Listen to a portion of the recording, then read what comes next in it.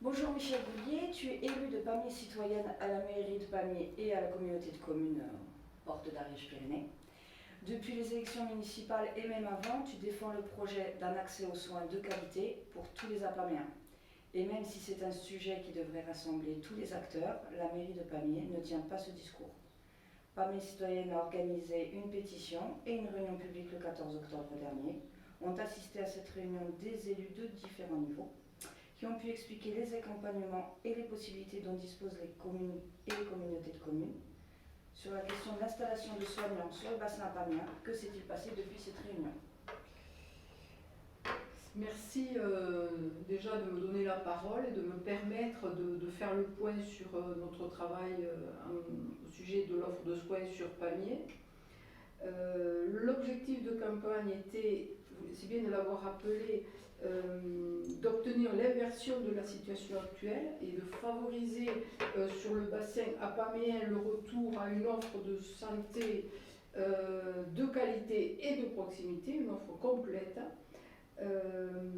Nous n'avons pas été élus majoritaires, donc nous sommes élus minoritaires et dans ce cas-là, on n'est pas en position de faire, mais de faire, ce qui est encore plus compliqué. Cela dit, nous avons dès le début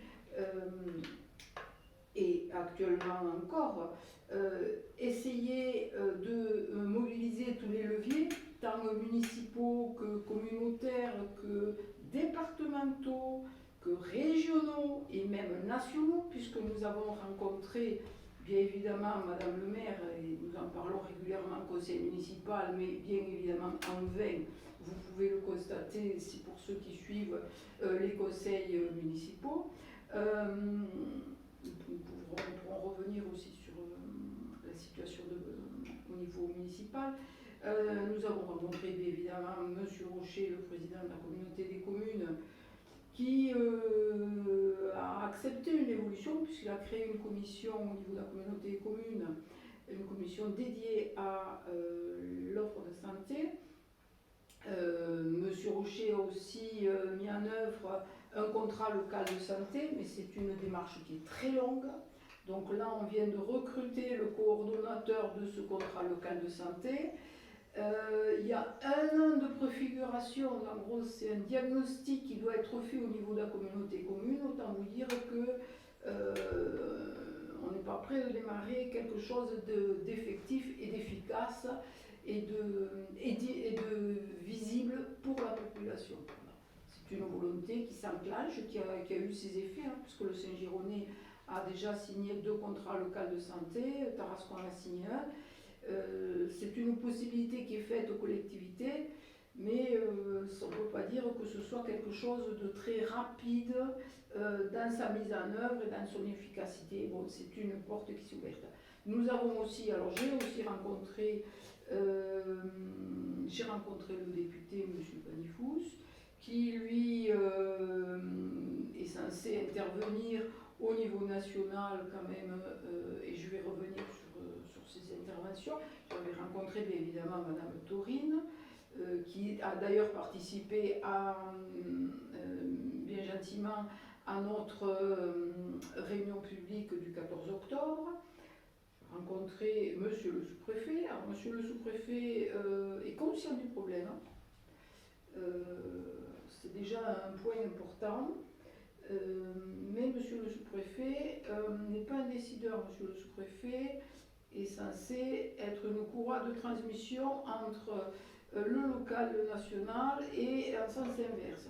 Donc c'est un interlocuteur pour nous, il nous a accordé un accueil bienveillant et c'est un entretien qui a duré très longtemps, mais bien plus que prévu. Donc c'est dire l'intérêt qu'il porte à l'accès des Apaméens aux soins, mais on n'a pas pu avancer plus, sachant que c'est plus les élus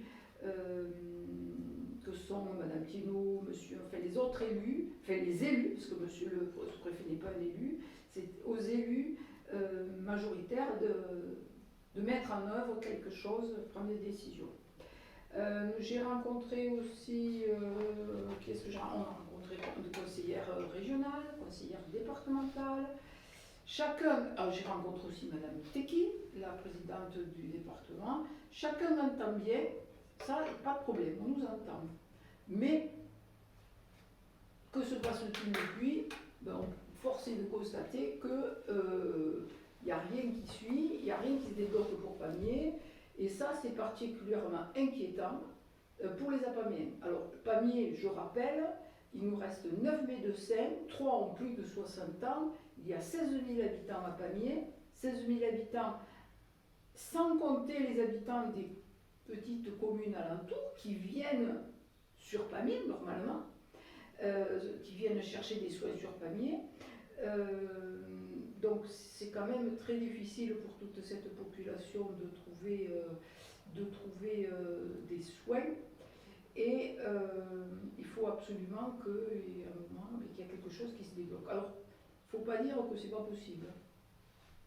Ça, c'est quelque chose que je ne peux pas entendre, et surtout qu'on arrête de me parler de l'attractivité de la ville. Parce que Madame Thénault, dans la dépêche, c'est bien ce qu'elle dit. Elle dit qu'elle doit travailler sur l'attractivité de la ville pour que des médecins viennent. Alors l'attractivité de la ville, je vous conseille de revenir dans 10-15 ans, peut-être qu'il se sera passé quelque chose. L'attractivité de la ville, ça se passe comme j'appuie sur l'interrupteur et la lumière arrive. Ça, c'est pas du tout comme ça. L'attractivité, il faut savoir que c'est déjà le travail qu'elle doit, c'est une dette qu'elle a, c'est un engagement qu'elle a par rapport à la population, qu'il a élu ou pas élu, mais à la population apamienne. Donc assurer à la population l'accès aux soins. Donc l'attractivité, c'est un point, faire que la ville soit belle, jolie, accueillante, ok.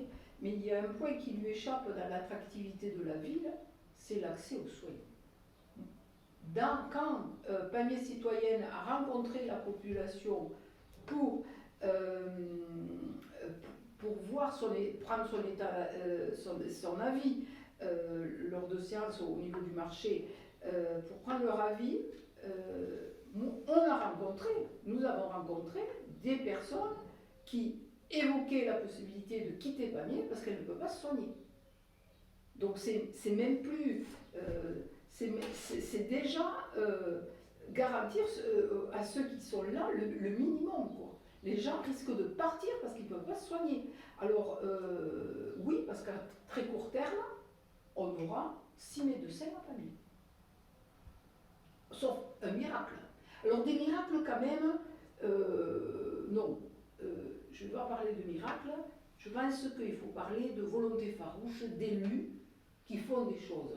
Pas à Pamiers, puisqu'à Pamiers il ne s'est rien passé en 3 ans, il ne s'est rien passé d'ailleurs avant non plus. Hein. Donc on va rendre à chacun ce qui lui doit, ce qui lui est dû, c'est-à-dire qu'il ne s'est jamais rien passé. Il y a eu une érosion continue de la démographie médicale sur Pamiers, et personne n'a rien fait, et personne ne fait rien, et pour le moment, on ne voit rien apparaître.